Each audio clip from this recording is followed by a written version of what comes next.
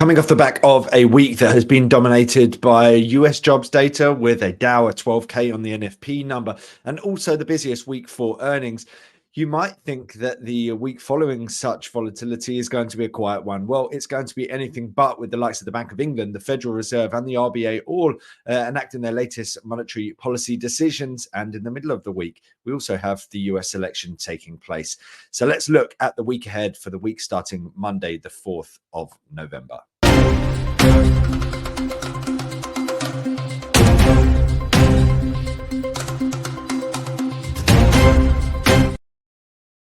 Here's a breakdown for the top ticket items for the week according to Trading Economics. You can see things really kick off on Tuesday with the RBA interest rate decision. Expectation that we see them holding rates steady, and there is an expectation they'll do so for some time. We're going to look into that. The ISM Services PMI figure will be key. Of course, the manufacturing PMI number has provided significant volatility over recent months, but really the US is driven by the services sector, and so the PMI number from services is probably going to tell us a lot more about the trajectory of the US economy. However, it's the US election, and that takes place on November the 5th. But of course, we're hoping to see results potentially on the 6th. Sometimes things can be relatively drawn out on this front. And so that election really should shape things up for the week.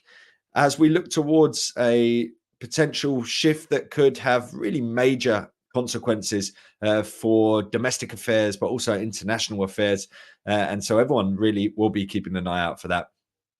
Thursday has a whole host of announcements. Key to that is the Bank of England and the Federal Reserve, both with their monetary policy decisions, and the expectation that both of them will cut by 25 basis points, and ending the week with a jobs report out of Canada. They split it up this month with the US jobs report on the 1st and the Canadian on the 8th.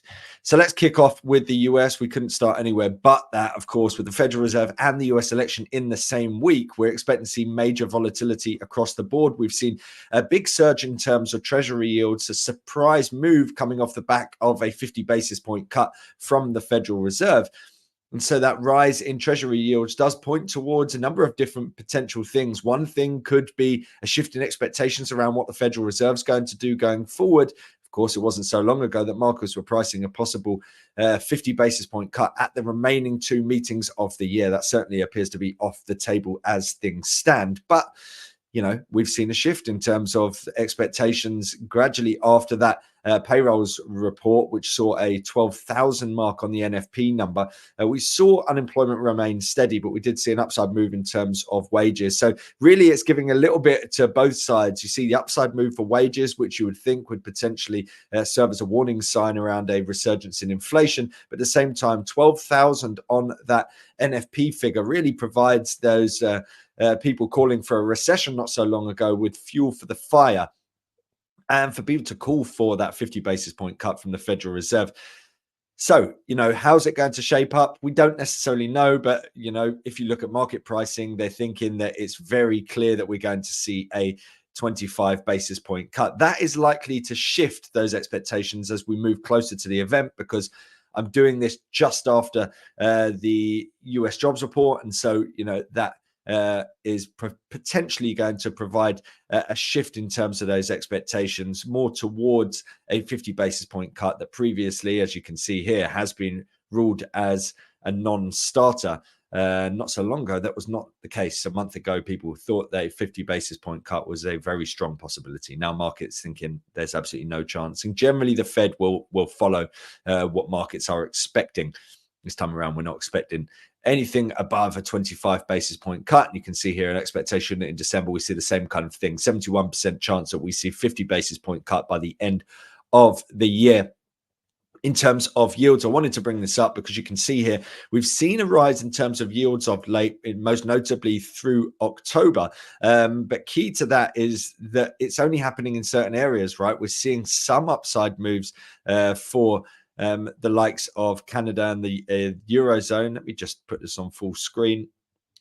Some upside for Canadian 10-year yields and the Eurozone 10-year yields. But really, the most prominent moves are coming from Australia, the UK, and the US. And the UK, of course, coming off the back of that budget, which saw the pound weaken and saw treasury yields moving towards the upside. So borrowing costs heading higher just at the time where the UK government is trying to free up some cash.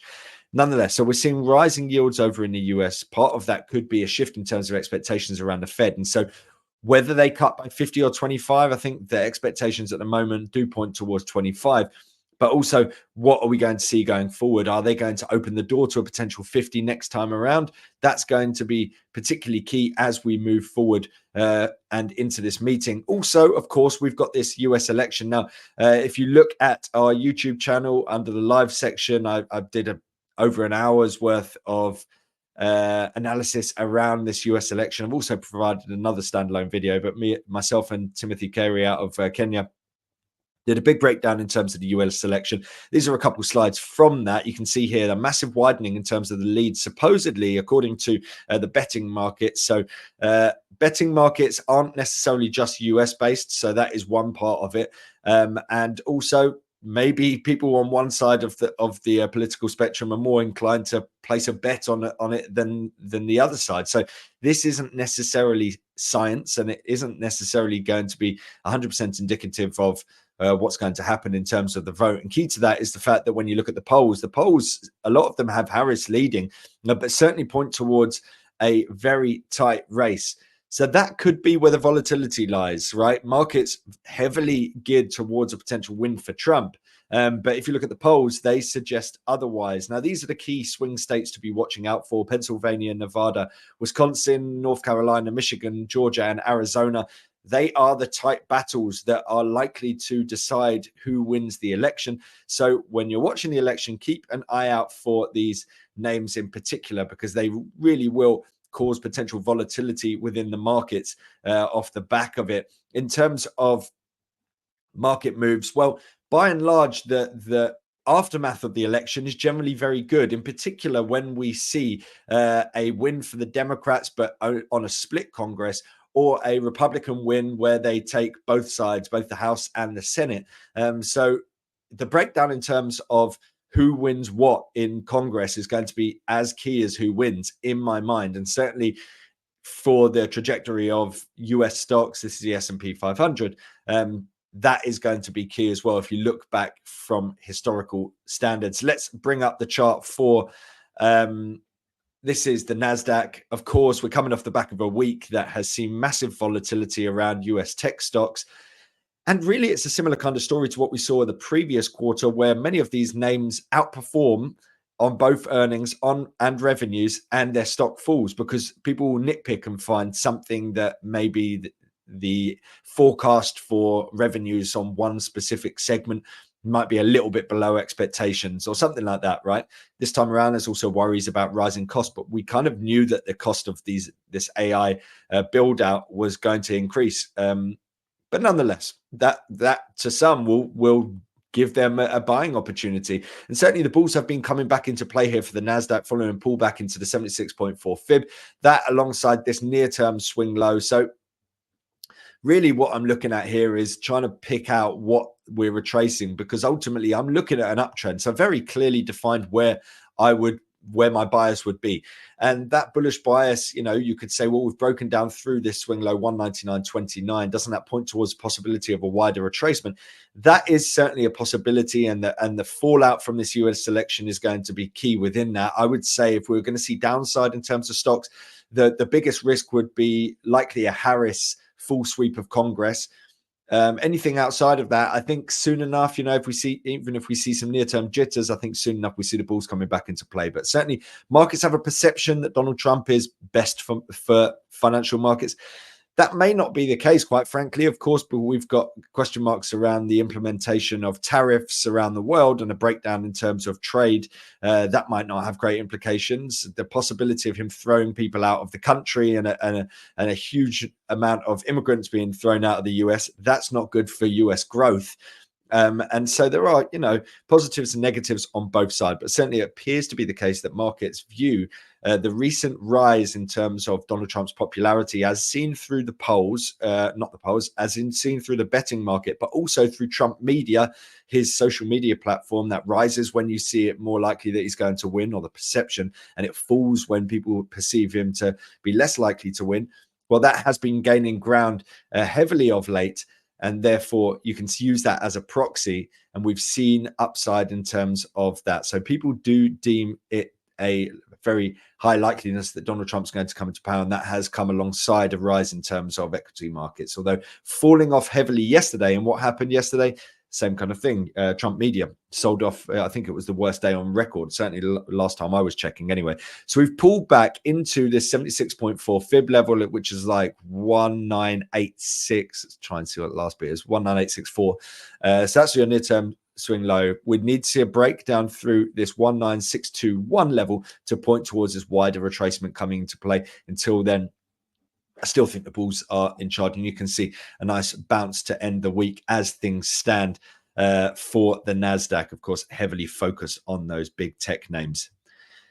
Next, let's look at the UK region. We can see here a whole host of data coming out of the UK. Key amongst those is going to be Thursday with the Bank of England interest rate decision. Expectations that we see a rate cut by 25 basis points down to 4.75%.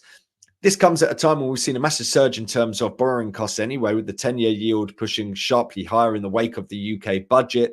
Some would say essentially the Labour Party have undone the good work of the Bank of England. They're cutting interest rates with a view to easing borrowing costs, but the actions of the Chancellor have pushed borrowing costs up once again. Now, there is a question mark about whether that means that the Bank of England might need to do more, right? They might need to cut rates by a greater amount to counteract the moves that we've seen recently. And this does highlight why this meeting is particularly important, because there is a possibility that if they don't do it this time around, they might do it next time around and say, look, we're seeing borrowing costs rising significantly. If that is maintained, coming into the next meeting, we could potentially need to do more. That would be particularly interesting and a potential market mover. Now, bear in mind, many people have looked at the budget and said it's inflationary. If it's inflationary, then the Bank of England might deem it a reason to hesitate, right? So if they have inflation concerns around this budget, then maybe they would need to do less. They might be more cautious on the monetary policy front. So there's arguments on both sides, and that's why this meeting is going to be particularly important. It's likely we're going to see this 25 basis point cut. I don't think that they're going to suddenly turn it on its head because of the actions of the Labour Party. We have seen upside in terms of yields, but bear in mind, we were seeing that across the board anyway in the lead up to it. We've spent pretty much the entire month of October seeing upside for the US 10-year, and by proxy, that ended up driving up the borrowing costs across the board for many of the other developed countries. In terms of inflation, we're talking about, are we right to be worried, or would people be right to be worried about inflation? Because of what's happening with the Labour Party and the budget and, increased spending, so increased taxation, but increased spending. Are people right to think that we could see inflation rear its head once again? Well, this is core inflation. I haven't got the title right on this one. And so what we're looking at here is, are we going to see a breakdown towards target in the near future? And essentially, the answer is no, but the answer is also that core CPI is very likely to get back down to target in the early part of next year. So February, March, April, when those months are stripped out, and then May, well, you're likely to see serious disinflation then. But for the time being, I think there's a good chance that we see, certainly when that January figure comes into play, good chance that we see inflation either flatlining or moving towards the upside. Here's the breakdown in terms of expectation for the Bank of England, 84% chance of a 25 basis point cut this time around. But then if you look at December, markets now pricing just a 31% chance that we see a second rate cut from the Bank of England. Maybe that's because people think, and certainly that there is an argument going around at the moment, They think that this is such an inflationary budget that the Bank of England is going to have to be more cautious. So the view previously was we're going to see 5 rate cuts next year. The view now is we're going to see 3. And so that major shift is something that the Bank of England will need to address. They need to outline their path forward. And so I think there's likely to be significant volatility as we come into this meeting, and in particular around the Q&A session with Andrew Bailey after the announcement itself. Let's look in terms of the pound, and in particular the likes of sterling against the euro, or euro sterling essentially. And so what I wanted to do was overlay the Eurozone 10-year against the UK 10-year and show you that the relationship between these two currencies is very tightly correlated to the trajectory of interest rates, of treasuries and yields at the same time. So what we're seeing here recently is a downside move for the Euro 10-year against the UK 10-year. That means higher yields in the UK, pointing towards downside for Euro sterling, right? And so that trend is very clearly defined despite this pop that we've seen. So we're already starting to see it fade once again with Euro weakness and sterling strength coming into play once again. So, you know, okay, there's been this big story about this pound weakness in the wake of that budget, but you look at the trajectory of Euro yields against UK yields, and we're seeing that strength in terms of the UK yield, and therefore strength in terms of the pound coming back into play once again. So I wouldn't be surprised to see further downside playing out yet for this pair. You can see it's come into this key area of resistance, which we had this prior peak here, 843, and then this other one up here, which is sort of 846. We've rallied into that area and very sharply reversing it. So for me, I think there's still a good chance that this downtrend is going to continue apace. It's very clearly defined and has lasted well over a year now. So despite this near-term pop around the budget, I think things are settling down, and we're seeing that trajectory shifting once again. So the Bank of England meeting is going to be really key within that. Finally, let's get on to Australia. Australia is somewhat of an outlier, really, because the RBA is not expected to cut rates this year. And many are now pointing towards July as being the time that we could see a rate cut. Part of that comes down to inflation and the slow pathway back down to target. So this RBA meeting, you know, we're not expecting to see a rate cut, but certainly does provide the potential basis for people to shape their expectations going forward.